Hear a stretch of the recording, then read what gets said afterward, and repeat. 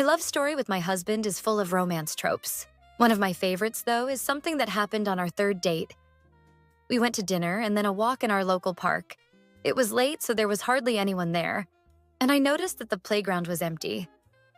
I love swings, like love swings, and I hadn't done it since I was a kid, so I ran over and we sat down and talked while we swang. I was trying to be cute, so I was kind of half swinging, half swaying on the swing. Now I have the unique distinction of being quite athletic and also incredibly clumsy and prone to falling. So as I was swinging, I laughed a little too enthusiastically at one of his jokes and somehow managed to fall out of the swing and onto my face. Sand went up my nose, I ripped my favorite tights, there'd been a rock in the sand that I skinned my knee on. It wasn't a cute whoopsie fall. It was the kind of fall that knocks the wind out of you and makes you realize that you're not young anymore. I don't really ever get embarrassed, but let me say, guys, I was mortified. I just lay there coughing up sand, waiting to die. He jumped up and helped me to my feet, dusted me off, got worried about my slightly bleeding knee, and then starting laughing, like he couldn't even take it.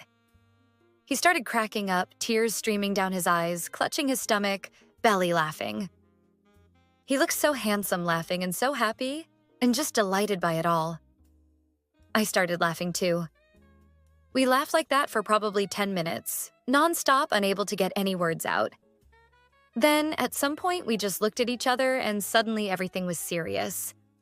I was right in front of him. The man is 6'4" and I'm 5'1" on a good day in shoes, so I'm looking up at him. We just stare at each other, because we both knew something had just happened.